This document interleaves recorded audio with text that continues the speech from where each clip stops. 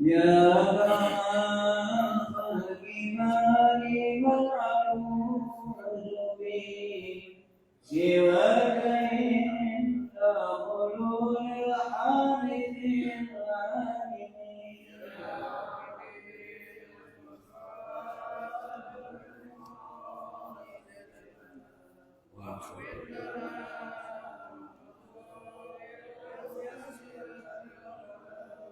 فإن من جودك الدنيا ونارها ومن علومك علم اللوح والقلم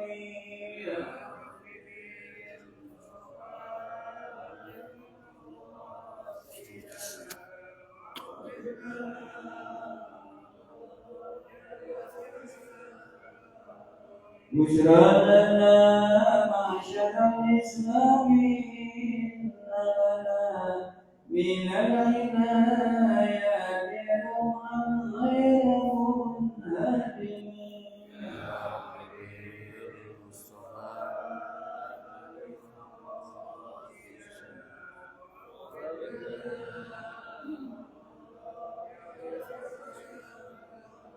ولن يبيق رسول الله جاءك به الكريم تجلى باسم منتقم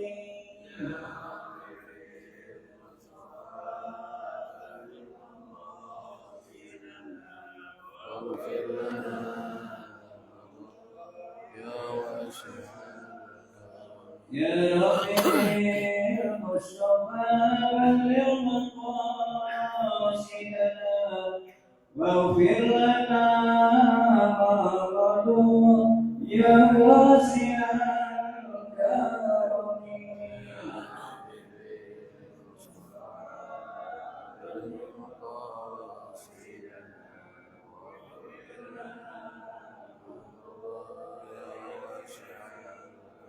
اللهم صل وسلم وبارك عليه وعلى آله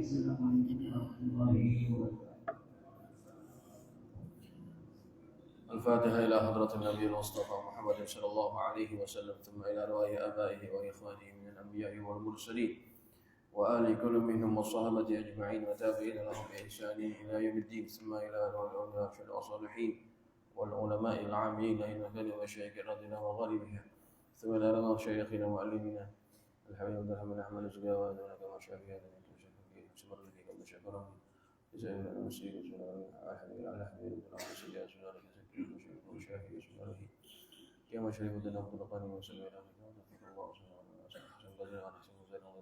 الرحمة والمغفرة ويعيدنا بركاته وسراره وآله وعظمه ونفعته في الدين من الآخرة ثم إلى رجل لي في هذا الكتاب الشيخ والمدرين بالجميع أن الله يولد درجات في الجنة وينفعنا وسراره وآله وعظمه ونفعته في الدين من الآخرة وعلانية الله يفتح علينا فتوح العارفين ويفقهنا في الدين ويرزقنا كمال الإخلاص واليقين وعلى كل نية صالحة وإلى حضرة النبي المصطفى محمد صلى الله عليه وسلم الفاتحة أعوذ بالله من الشيطان الرجيم بسم الله الرحمن الرحيم الحمد لله رب العالمين الرحمن الرحيم مالك يوم الدين إياك نعبد وإياك نستعين اهدنا الصراط المستقيم صراط الذين أنعمت عليهم غير المغضوب عليهم ولا الضالين آمين. Assalamualaikum warahmatullahi wabarakatuh. Alhamdulillahi rabbil alamin. Wa bihi nasta'inu ala umurid dunya waddin. Wassalatu wassalamu ala ashrafil mursalin Sayyidina Muhammadin wa ala alihi wa ashabihi ajma'in. Subhanaka la ilma lana illa ma 'allamtana innaka antal alimul hakim. Rabbi shrah li sadri wa yassir li amri wahlul 'uqdatam min lisani yafqahu qawli. Amma ba'du fa inna asdaqal hadithi kitabullahi ta'ala وخير الهدي هدي محمد صلى الله عليه وسلم وشر الأمور محدثاتها وكل محدثة بدعة وكل بدعة ضلالة وكل ضلالة في النار. Hadirin jamaah Masjid Jami'an Nur yang dirahmati Allah, puji dan syukur kita panjatkan kehadirat Allah Subhanahu wa taala yang mana Allah mudahkan langkah kita semua untuk hadir ke tempat ini. Setelah kita melaksanakan ibadah sholat maghrib, kita lanjutkan iktikaf kita di masjid ini dengan kita menimba ilmu, mencari sesuatu yang bermanfaat buat kehidupan kita, baik di dunia ataupun di akhirat. Dan mudah-mudahan hadirnya kita di tempat ini, Allah turunkan banyak barokah, banyak rahmat, dan Allah karuniakan kita ilmu yang bermanfaat. Amin ya rabbal alamin. Hadirin jamaah yang dirahmati Allah, kita akan melanjutkan pengajian kitab kita, kitab Tadhkiratus Sami' wal Mutakallim.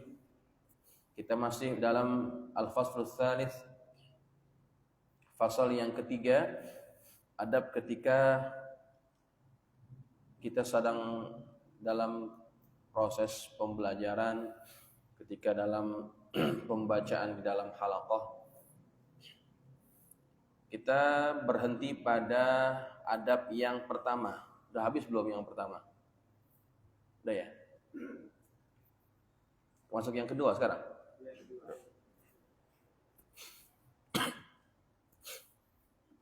Bismillahirrahmanirrahim. Qala al-musannif rahimahullahu ta'ala wa ghafara lahu wa liwalidayhi wa limasyayikhihi wa nafa'ana bi ulumihi fid dharain amin.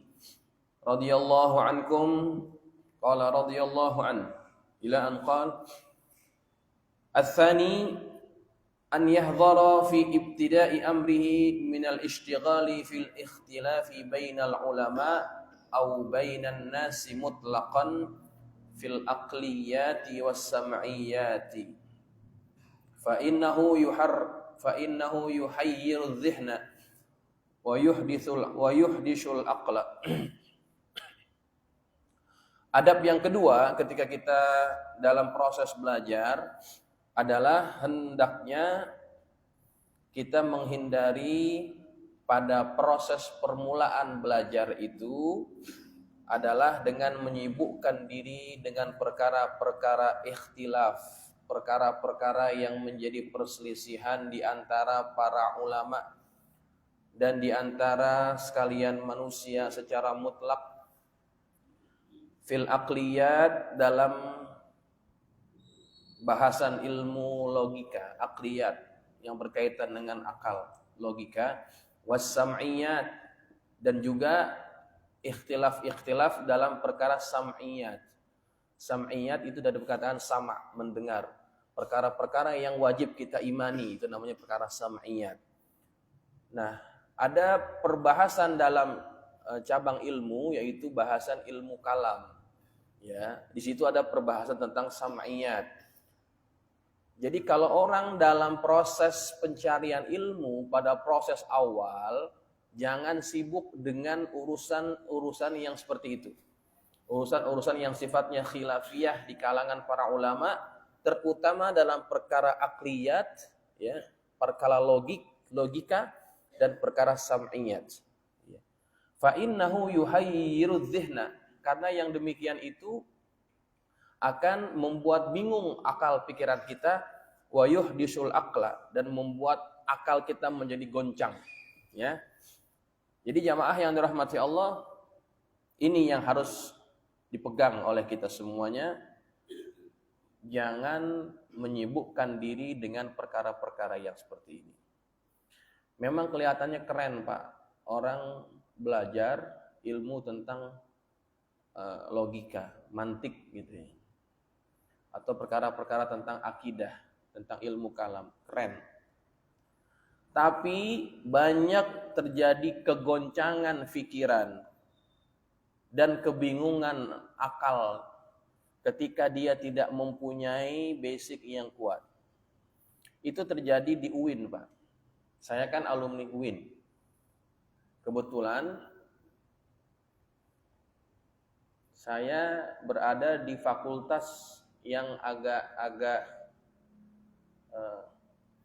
apa ya? Agak-agak kuat juga pada perbahasan tentang pemikiran-pemikiran. Saya di Fakultas Usuluddin. Usuluddin itu banyak jurusan. Ada tafsir hadis, ada akidah filsafat, ada perbandingan agama. Ya. Mungkin ada juga di sini alumni TH. Ustadz Zaki dengan Ustadz Fauzan, itu sama, kakak kelas saya. Ya. Kita lihat sendiri bagaimana anak-anak UIN, khususnya Usuluddin. Mereka baru naik jenjang S1.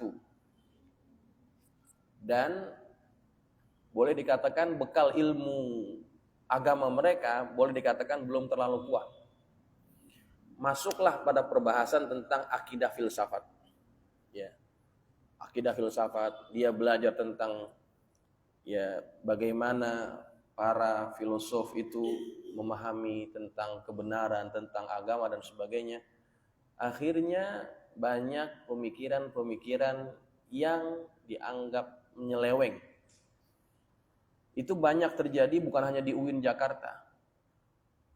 Yang paling parah waktu itu pernah terjadi di UIN Surabaya. Ada satu ungkapan yang viral waktu itu, kalau tidak salah tahun 2000-an. Satu ungkapan yang diungkapkan oleh mahasiswa UIN Surabaya waktu itu dikatakan, Tuhan telah membusuk. Masih ingat nggak waktu itu? Ada dia punya ucapan seperti itu. Tuhan telah membusuk. Ini kan produk dari hasil pembelajaran yang tidak berdasarkan dasar yang cukup kuat. Sehingga menghasilkan apa? Ketika dia nggak belajar tentang dasar yang cukup kuat, dia belajar ilmu yang tadi akliyat, sam'iyat gitu ya. Dia belajar tentang ikhtilaful ulama pada masalah-masalah itu, maka akhirnya maka pemikiran itu membuat akalnya menjadi goncang. Sehingga keluar ucapan-ucapan yang menyeleweng daripada kesepakatan para ulama. Itu yang terjadi, ya. Maka hadirin jamaah yang dirahmati Allah, pada awal-awal kita belajar, kalau memang kita belum kuat, basic kita belum kuat, ya, masalah ibadah saja kita belum mantap, belum tahu secara mendalam, jangan sibuk dengan urusan khilafiyah. Perbedaan pendapat kalangan para ulama. Jangan dulu, itu tidak dianjurkan. Ya, tidak dianjurkan. Coba kita lihat para pendakwah yang datang ke satu negara atau ke satu tempat. Ketika mereka mengajarkan ilmu itu di kalangan orang-orang yang awam, mereka tidak akan mengajarkan banyak perkara yang menjadi khilafiyah. Ajarin satu. Misalkan di Indonesia itu yang mayoritas adalah mazhabnya Syafi'i. Kenapa Syafi'i yang dipegang sebagai mazhab fiqih? Karena yang membawa Islam ke Nusantara, termasuk ke Indonesia, adalah ulama-ulama yang berfahaman mazhab fikihnya adalah Syafi'i. Ya. Yang diajak kepada masyarakat satu aja, nggak usah pakai masalah khilafiyah. Kenapa? Nanti masyarakat akan menjadi bingung. Yuhayyirul dhihna, akan membingungkan pikiran ketika orang yang baru belajar dikasih tahu masalah khilafiyah. Gitu. Itu yang terjadi di masyarakat kita sekarang ini juga. Ya. Ada majelis, ya. Kalau orang-orang kalau guru-guru kita yang tua-tua, kalau buka majelis, mereka akan berpandu pada kitab. Pakai kitab ngajinya. Kitab fikihnya apa? Jelas. Safinah. Kitabnya apa? Matan Abi Syuja ataupun Fathul Qarib, ya, Fathul Mu'in. Ada kitabnya, rujukannya jelas. Sehingga yang dipakai itu adalah kitab yang bermadzhab fiqih, yang satu pendapat, maka masyarakat tidak terlalu bingung. Nah, sekarang di tengah masyarakat kita, terutama di majelis-majelis ilmu yang jamaahnya adalah jamaah yang kebanyakannya mereka itu karyawan. Ya. Yang mereka kalau diajak buka kitab itu mereka akan merasa bosan dan boring. Akhirnya mereka membuat kajian. Buat kajian agama tentang fikih tentang ini, tentang itu dibahas. Tetapi yang dibahas semua mazhab. Yang mendengarnya menjadi bingung. Jamaahnya baru, jamaahnya awam. Mereka bukan orang yang punya bekal ilmu agama yang cukup. Akhirnya apa? Mereka bingung. Terjadilah kebingungan di masyarakat. Habis ngaji, marahan sama keluarganya, marah sama bininya. Kenapa? Gua ngaji sentuh kulit laki perempuan, laki bini nggak batal, gitu kan. Itu terjadi. Jadi dia diajarkan dalam mazhab fikih Syafi'i kalau bersentuhan laki bini, ya kan? Tanpa halang, tanpa penghalang itu kan membatalkan wudu. Dia habis ngaji yang seperti itu, kemudian dia sentuh istrinya, dia sentuh suaminya atau keluarganya, dibilang nggak batal. Itu yang terjadi, kebingungan, kecelaruan yang ada di masyarakat kita. Maka diingatkan lagi di awal-awal proses belajar jangan sibuk dengan ikhtilaful ulama. Bal yutkinu awwalan kitaban wahidan fi fannin wahid. Bahkan seharusnya dia lebih mendalami pada proses permulaannya satu kitab dalam satu bidang ilmu, au kutuban fi fununin atau beberapa kitab dalam beberapa cabang ilmu. In kana yahtamilu dzalika, seandainya dia mampu untuk melakukan itu. Ala tariqatin wahidah yartadiha lahu syaikhuhu, atas jalan yang satu, atas metode yang satu yang telah diridhoi dan dipilihkan oleh gurunya. Fa in kanat tariqatu syaikhihi naqlal madzahibi wal ikhtilafi, akan tetapi seandainya fa in kanat tariqatu syaikhi, seandainya tariqah manhaj metode gurunya itu naqlal madzahibi wal ikhtilaf, dia mengutip beberapa pandangan mazhab dan mengutip ikhtilaf ulama, seandainya begitu, walam yakun lahu ra'yun wahid, dan dia tidak memiliki pandangan yang satu, ya. Orang ini, si murid ini nggak punya pandangan yang satu. Qala al-Ghazali, maka Imam Ghazali berkata, falyahdhar minhu, hati-hatilah daripadanya. Fa inna dararahu aktsaru minan naf'i bih, karena kemudaratannya lebih banyak dibandingkan kemanfaatannya. Jadi jamaah, pada bahagian ini kita diperintahkan oleh dikatakan oleh pengarang kitab, kalau pada awal-awal belajar satu kitab, satu bidang ilmu itu dulu didalami. Kalau kita punya kemampuan lebih, nggak apa-apa, kita buka kitab dalam bidang lain kalau memang mampu, begitu.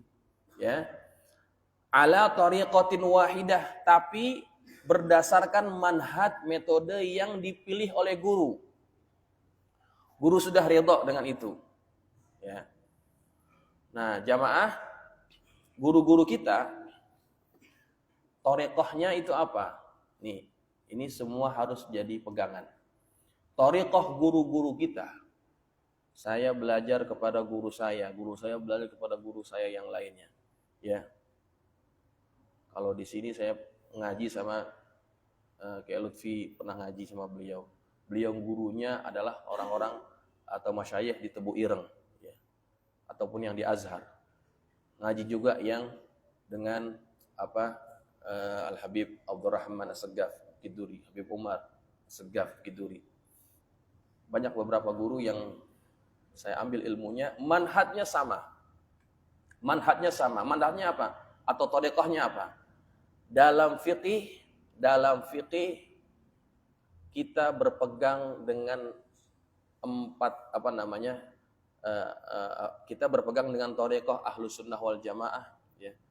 Yang mana thariqah Ahlus Sunnah wal Jamaah ini dalam masalah fikih, mazhab yang diakui adalah 4. Yang pertama mazhab Imam Abu Hanifah, yang kedua mazhab Imam Malik, mazhab Imam Asy-Syafi'i, yang keempat adalah mazhab Imam Ahmad bin Hambal. Ini 4 mazhab yang diakui sebagai Ahlus Sunnah wal Jamaah.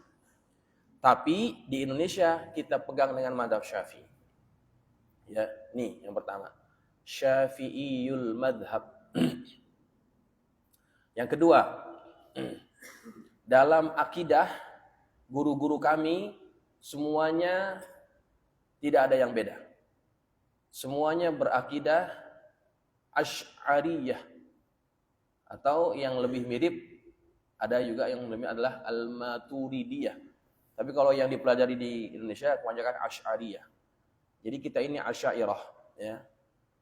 Pengikut Imam Abul Hasan Al-Asy'ari dalam akidah ataupun dalam ilmu tauhid. Itu. Kita belajar sifat 20 kan? Ya, itu merupakan hasil daripada intisari pemikiran daripada beliau. Kemudian dalam tasawuf, ya. Dalam tasawuf kita berpegang dengan tasawufnya Imam Al-Junaid Al-Baghdadi dan Imam Al-Ghazali. Itu dalam tasawuf. Jadi manhaj kita jangan sampai keluar daripada manhaj ini. Dalam fikih kita mazhabnya Syafi'i, dalam akidah kita mazhabnya adalah Asy'ari atau Asy'ariyah. Dalam tasawuf kita berpegang dengan manhajnya Al-Imam Al-Junaidi Al-Baghdadi atau Imam Al-Ghazali. Begitu.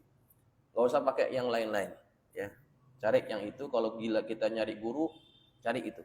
Guru-guru yang bermanhaj yang sama dengan guru-guru kita. Itu. Insya Allah selamat. Dan inilah yang dipegang dan diputuskan oleh para ulama sebagai Ahlus Sunnah wal Jamaah. Ahlus Sunnah wal Jamaah. Lain daripada itu, dia tidak dianggap Ahlus Sunnah wal Jamaah. Baik, maka hati-hati kalau kita mencari guru, mencari kajian, ya, jangan sampai berbeda dengan apa yang sudah dipelajari oleh orang tua kita. Ya. Kiai Haji Raden Abdullah bin Nuh, ya. Beliau ulama terkemuka yang berasal dari Bogor. Dulu pernah tinggal di Jakarta. Dia waktu mudanya jadi penyiar RRI, alim tapinya, dan juga pernah jadi wartawan, alim masya Allah, sastrawan, adib, ahli bahasa, faqih. Guru-guru yang sekarang, ya, yang ada di Tebet misalkan ataupun yang di Jakarta, semuanya kebanyakan ngaji kepada Kiai Abdullah bin Nuh karena alimnya. Termasuk Al Habib Ali bin Abdurrahman As-Segaf, Sayyidul Walid, itu mengaji kepada Al-Habib, kepada Kiai Haji Abdullah bin Nuh. Walaupun dia sudah pindah ke Bogor, Habib Ali tetap ngaji ke sana. Tetap ngaji ke sana. Karena memang minat belajarnya Habib Ali itu luar biasa. Luar biasa, jauh-jauh disamperin gitu. Tuh, makanya enggak heran kalau beliau itu jadi orang yang sangat alim. Dialah Habib Ali diberikan gelar Allamah oleh beliau. Oleh Kiai Haji Abdullah bin Nuh. Dan Habib Ali itu dapat S1 tanpa harus sidang tesis, sidang skripsi. Kenapa? Karena dianggap ilmunya sudah melebihi guru-gurunya. Yang mengakui siapa? Beliau, Kiai Haji Abdullah bin Nuh. Ya, Mama, kalau sana kan bilangnya Mama, ya. Mama Abdullah bin Nuh. Beliau itu punya kitab, Pak. Kitabnya itu menunjukkan identitas beliau. Judul kitabnya adalah Ana Sunniyun Asy'ariyun, Ana Sunniyun Syafi'iyun, Ana Sunniyun Syafi'iyun, masalah gitu. Saya adalah Ana Muslimun Sunniyun Syafi'iyun. Nah, itu judulnya. Ana Muslimun Sunniyun Syafi'iyun. Saya adalah seorang Muslim Sunni, Ahlus Sunnah wal Jamaah, Syafi'i, gitu. Nah, kitab itu membahas tentang apa yang menjadi pegangan beliau sebagai seorang Muslim. Dan itulah yang menjadi pegangan kita semua di Indonesia kebanyakannya, ya. Jadi jamaah, kalau kita mengaji, lihat manhaj apa yang dipilih oleh guru kita, ya. Jangan sembarangan ngaji, ya. Jangan sembarangan nyari guru yang kita nggak tahu bagaimana latar belakangnya, ya. Nah, disebutkan tadi dalam kitab, fa in kana tariqatu syaikhihi naqlal madhahibi wal ikhtilaf. Kalau seandainya tariqah manhaj gurunya itu dia suka mengutip ucapan-ucapan para imam-imam mazhab yang beragam, wal ikhtilaf, dan juga perbedaan pendapat para ulama. Kalau itu manhajnya, walam yakun lahu ra'yun wahid, sedangkan si murid ini dia belum punya pegangan. Ya, manhaj gurunya begitu terbuka, ya. Ada kan guru yang seperti itu, gurunya terbuka. Tapi si murid ini belum punya pegangan yang kokoh. Kata Imam Ghazali, fal yahdhar minhu, hati-hati. Hati-hati. Fa inna dararahu aktsaru minan naf'i bih. Karena kerusakannya itu akan lebih banyak daripada manfaatnya. Ya. Jadi sebagai murid kita harus punya pegangan dulu yang kuat. Ya begitu. Pegangan dulu yang kuat. Nah, baru kalau setelah sudah mapan, sudah punya kemampuan, barulah kita kalau mau belajar mazhab yang lain, silakan. Qaul ulama yang lain dalam perkara-perkara yang diikhtilafkan, silakan. Ya, baik.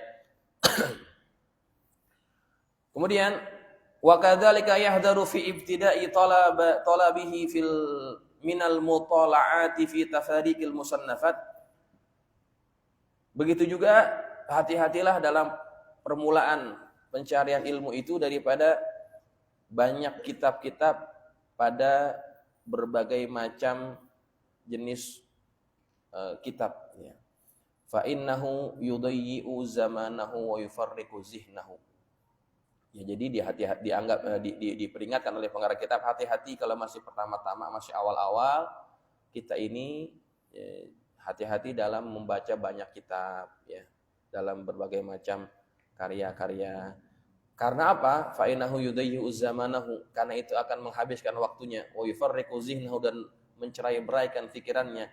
Bal yu'til kitab alladhi yaqra'uhu, akan tetapi dia fokuskan kepada satu kitab yang dia baca, awil fanna alladhi ya'khudhuhu kulliyatahu hatta yutqinahu, atau dia fokus kepada satu fan, satu bidang yang dia pilih itu secara kuliah, secara sempurna, sampai dia betul-betul mutkin, betul-betul menguasainya.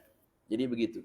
Kalau masih awal-awal ngaji, belajar, jangan banyak baca kitab yang gede-gede. Ya. Ada di kalangan pelajar ini, ya, di kalangan di kalangan pelajar awal-awal. Ya. Mereka itu merasa bangga kalau ngaji kitab-kitab yang besar-besar, yang dianggap itu kitab-kitab yang sulit, ya. Kemudian dia berbangga dengan ngaji yang seperti itu. Kalau masih awal-awal, ngaji yang tipis-tipis, yang merupakan mukhtasar, itu dulu kuasai. Makanya para ulama itu, mereka sudah berjerih payah. Dari kitab yang besar-besar, itu disarikan menjadi mukhtasar itu bukan sesuatu yang mudah. Ya. Maka pelajari dari awal-awal kitab, dasar-dasar kitab. Ya, kalau dalam fikih itu biasanya kita mulai daripada apa? Safinah ataupun dari matan Abi Syuja atau matan takrib. Ya, matan takrib. Nanti kalau itu sudah selesai, ya, naik yang atasan dikit. Bisa syarah matan takrib, yaitu Fathul Qarib, biasanya seperti itu, ataupun kitab yang selevel dengan itu. Ya. Jangan baru awal-awal kita bacanya Fathul Mu'in. Itu agak berat, ya, dan di situ banyak ikhtilaf itu, ya. Kalau awal-awal enggak usah. Kalau awal-awal ngaji yang mu'tamad saja, pendapat ulama yang mu'tamad. Jadi kitab yang mu'tamad itu pendapat ulama yang mu'tamad itu ada dalam kitab mukhtasar. Ringkasan, matan takrib, ya, atau matan Nabi Syuja. Kita baca kitab Safinah itu dulu kuasain. Kalau itu udah kuasain, baru kita bicara yang lebih besar, ya. Dan itulah yang dijalani oleh guru-guru kita. Dulu ayahanda almarhum Ki Haji Husin Marzuki, ngajar di mari kan, awal-awal kitabnya apa? Siapa yang ngaji? Awal Fathul Qorib selesai, baru naik Fathul Mu'in. Fathul Mu'in belum selesai sudah wafat. Ya begitu ya, prosesnya itu seperti itu. Baik, jadi jangan terlalu sibuk mempelajari kitab-kitab yang besar-besar, yang banyak-banyak, yang bermacam bidang gitu ya. Karena itu akan membuang masa kita. Fokus satu bidang, satu kitab, kalau sudah mantap baru pindah kepada yang lain ya. Nah, jamaah, saya ingatkan lagi, Imam Syafi'i menyebutkan ada tahapan-tahapan para penuntut ilmu. Tahapan pertama adalah ketika dia sudah, ini tahapan paling awal nih, ya. Orang kalau baru-baru ngaji, baru tahu, baru apa nih, ini biasanya norak. Ya. Nih, tahapan pertama. Orang kalau baru ngaji biasanya norak. Bagaimana bentuk kenorakannya? Dia merasa sudah banyak tahu. Dan akhirnya dia suka menyalahkan orang lain. Nih, tahapan awal-awal orang belajar. Kalau kita berada pada posisi itu, ingat kita baru tahap bawah. Dan itu yang terjadi, Pak. Ketika orang baru hijrah, maaf ya. Dia baru hijrah, dia baru tahu tentang satu ilmu, norak. Ya. Akhirnya apa? Nyalahin orang. Ya, padahal dia baru tahu. Ya, namanya orang baru tahu, norak. Orang kalau baru bisa naik sepeda itu norak, Pak. Ya. Itu sekampung diputerin. Sehari, besok lagi muter lagi, norak, si norak. Namanya baru ya. Sama kayak orang baru tahu beberapa jurus silat, norak. Petantang petenteng biasanya. Gitu kan? Baru tahu berapa jurus doang, udah mau nantangin orang aja bawaannya. No, orang kalau baru belajar biasanya norak. Gitu. Lihat diri kita di mana. Kalau memang masih begitu sikapnya, kita baru tahap awal. Jangan berhenti belajar, terus belajar. Nanti kalau sudah semakin tahu, kita akan naik ke tahapan yang berikutnya. Ya.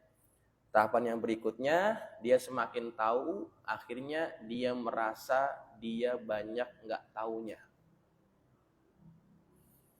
Lebih stabil lagi. Kalau yang pertama tadi dia merasa banyak tahu, merasa paling tahu, dan akhirnya menyalahkan orang. Kalau dia terus belajar, dia akan lebih tahu. Akhirnya dia merasa banyak yang dia nggak tahu. Tuh, yang kedua nih. Kalau dia terus belajar lagi, dalemin lagi, dia semakin merasa nggak tahu apa-apa. Ya, terus sampai begitu, sampai ke tahapan yang keempat. Semakin tinggi dia mengajinya, belajarnya, dia akan merasa dia tidak tahu apa-apa. Itulah yang disebut prinsip ilmu padi. Ya. Prinsip ilmu padi seperti itu. Ilmu padi, dia punya filosofi, semakin padi itu berisi, maka dia akan semakin merunduk. Tapi kalau batang padinya belum ada isinya, dia akan tegak. Gitu kan? Batang padi kalau baru ditanam, ya baru ditanam, belum ada apa-apaan, belum ada biji-bijinya, tegak dia biasanya. Nah, begitu tuh orang kalau baru-baru ngaji, belaga, hati. Makanya jangan berhenti ngaji, terus ngaji, biar kita tuh tahu diri. Nanti kalau sudah semakin tahu, kita akan semakin nunduk, begitu. Pepatah dalam bahasa Indonesia banyak sekali yang sesuai. Air beriak, tanda tak dalam. Orang yang banyak ngomong, kebanyakan tuh nggak tahu ilmu tuh. Orang banyakan ngomong nggak ada ilmunya biasanya, gitu. Tong kosong nyaring bunyinya. Tapi kalau air itu tenang, hati-hati. Kalau air itu tenang, jangan dianggap itu nggak ada buayanya. Dalam itu banyak buayanya. Biasanya gitu. Jadi hati-hati. Nah itu dalam belajar seperti itu. Ya. Nah kita berada pada tahap apa? Ya. Apakah yang pertama atau kedua ataupun yang ketiga? Wallahu a'lam. Kita nilai sendiri. Baik, kita teruskan. Wa kadzalika yahdharu minat tanaqquli min kitabin ila kitabin min ghairi mujib. Dan begitu juga berhati-hatilah daripada berpindah dari satu kitab kepada kitab yang lainnya tanpa ada alasan. Fa innahu alamatud dajri wa adamil falah, karena itu adalah tanda kebosanan dan tanda bahwa dia tidak akan berjaya. Amma idza tahaqqaqat ahliyatuhu, adapun apabila telah nyata keahliannya, keilmuannya, wa ta'akkadat ma'rifatuhu, dan telah semakin kuat pengetahuannya, fal aula an la yada'a fannan minal ulumi syar'iyyati illa nadhara fihi, maka yang lebih utama adalah janganlah dia sampai membiarkan dirinya ya tidak mendalami bidang-bidang ilmu syar'iyah. Jadi kalau dia sudah punya keahlian, kemapanan ilmu, maka dia jangan sampai nggak belajar ilmu yang lain, belajar ilmu yang lain. Ya. Fa in sa'adahul qadaru wa tulul umri ala tabahhuri fihi fadaka. Kalau seandainya dia dibantu oleh ketentuan Allah, dia diberikan kemampuan oleh Allah, dia diberikan umur yang panjang oleh Allah, maka dia juga harus lebih menjadi orang yang tabahur. Tabahur artinya orang yang lebih mendalam, melaut ilmunya. Jadi kalau orang itu punya kecerdasan, punya kemampuan intelektual, ya Allah kasih kemampuan untuk belajar lebih jauh lagi, Allah kasih umur panjang, jangan berhenti pada satu bidang ilmu, kuasai ilmu yang lain sampai kita mendalam ilmu kita, maka itu lebih utama, fal aula. Ya, wa illa faqad istafada minhu ma yakhruju bihi min adawatil jahli bidzalikal ilmi. Seandainya tidak, maka dia sungguh telah mengambil manfaat dari apa yang mengeluarkan dia daripada kebodohan itu dengan sebab ilmu tersebut. Jadi jamaah, kalau misalkan kita nih, atau mungkin kalau kita merasa udah terlambat jadi orang alim, paling kita jadi orang awam aja dah yang ngaji. Ya. Seandainya kita punya cucu, punya anak, kita akan didik dia, kita akan kader dia sebagai ulama. Nah, kita tanamkan semangat ini. Jadi kalau anak kita ini punya, kita bisa lihat Pak, kalau anak kita punya bakat, ya, punya minat dalam bidang agama, maka biar dia menjadi orang yang sangat alim dalam ilmunya. Gitu. Kita lihat nih anak kita nih, bakatnya dari dalam bidang apa? Kalau memang bidangnya agama, sekolahin. Kalau kata orang dulu, sayang anak buang-buangin, gitu kan ya. Maksud tahu nggak? Sayang anak buang-buangin. Maksudnya apa? Kalau kita sayang anak, jangan dibiarin di rumah aja. Santrenin, gitu. Kalau kita sayang anak tuh, santrenin. Ya, santren SMP selesai, SMA, aliyah. Santrenin biar jauh. Nanti kalau sudah selesai aliyahnya, kalau dia mau belajar lebih dalam lagi ke luar negeri, biarin. Jangan pakai sayang-sayang. Ya kan udah 6 tahun mondok. Kan lama nggak ketemu, kangen, orang tuanya kangen, nggak pakai jangan begitu. Ya, orang tua biar apa? Biar tega sama anak gitu. Ya, orang tua biar tega sama anak. Karena bukan apa-apa. Biar anak kita ini jadi orang yang manfaat. Gitu ya. Nggak apa-apa orang tuanya mungkin kehilangan, nggak bisa ketemu sama anaknya, ya nggak bisa bercengkrama dengan anaknya, apa-apa. Yang penting ini anak bisa jadi orang yang manfaat. Kalau memang dia punya bakat dan minat dalam hal agama, jadiin dia orang alim. Biar orang yang menjadi orang yang mutabahir dalam ilmu, yang luas keilmuannya. Nanti orang tuanya akan mendapatkan kemuliaan juga kalau anak ini jadi orang yang manfaat, ya. Gitu. Nah, jamaah yang terakhir, wa ya'tani min kulli fannin bil ahammi fal aham. Dan kemudian dia memberikan perhatian pada setiap bidang ilmu bil ahammi fal aham, dari yang paling utama kepada yang lebih utama, dari yang utama kepada yang lebih utama. Kita buat prioritas. Wala yakfulanna 'anil 'amalil ladzi huwal maqsud bil ilmi, dan dia jangan sampai terlalai daripada amal yang menjadi tujuan daripada ilmu itu. Jadi kalau dia sudah belajar, jangan sampai lupa diamalkan. Karena maksud kepada kita belajar adalah biar kita beramal. Itu tujuan akhirnya. Buat apa kita punya ilmu tapi kita nggak beramal? Maka nggak ada manfaatnya. Kata Imam Ghazali, orang kalau punya ilmu nggak punya amal, orang kalau berilmu nggak beramal dengan ilmunya, dia seperti orang yang pakai orang yang menghadapi binatang buas, kemudian dia punya kemahiran untuk melawan binatang itu, ada keahlian untuk bela diri, kemudian dia pegang pisau, dia pegang pedang, tangannya dipersenjatai dengan senjata. Kalau dia gunakan keahliannya bela diri tadi itu, dan dia gunakan alat itu untuk melawan binatang buas yang menyerang dia, maka dia akan selamat.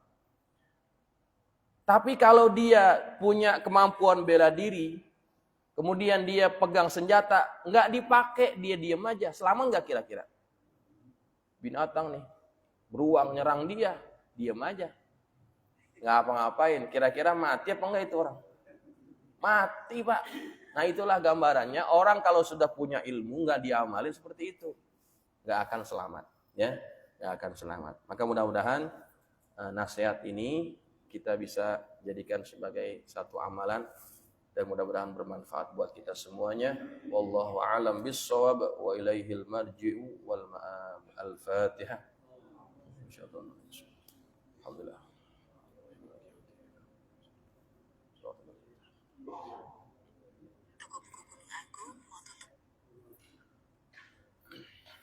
Bismillahirrahmanirrahim. Alhamdulillahirabbil alamin. Allahumma shalli ala sayyidina Muhammad wa ala ali sayyidina Muhammad. Allahumma anfa'na bima 'allamtana wa 'allimna ma yanfa'una. Allahumma zidna wa la tanqusna wa akrimna wa la tuhinna wa'tina wa la tahrimna wa athirna wa la tu'thir 'alaina wa ardina warḍa 'anna. Allahumma inna nas'aluka bihaqqi Fatimah wa abiha wa ba'liha wa baniha iftah 'alaina wa 'ala auladina wa talamidina futuhal 'arifin faqihna wa iyyahum fid din warzuqna kamal al-ikhlas wal yaqin. Allahumma arzuqna fahman nabiyyin wa hifzal mursalin wa ilhamal malaikatil muqarrabin bi rahmatika ya arhamar rahimin. Allahumma ij'alna minal ladzina yastami'una al-qawla fayattabi'una ahsana. Sallallahu ala sayyidina Muhammadin wa ala alihi wa sahbihi wa sallam walhamdulillahi rabbil alamin. Wassalamualaikum warahmatullahi wabarakatuh.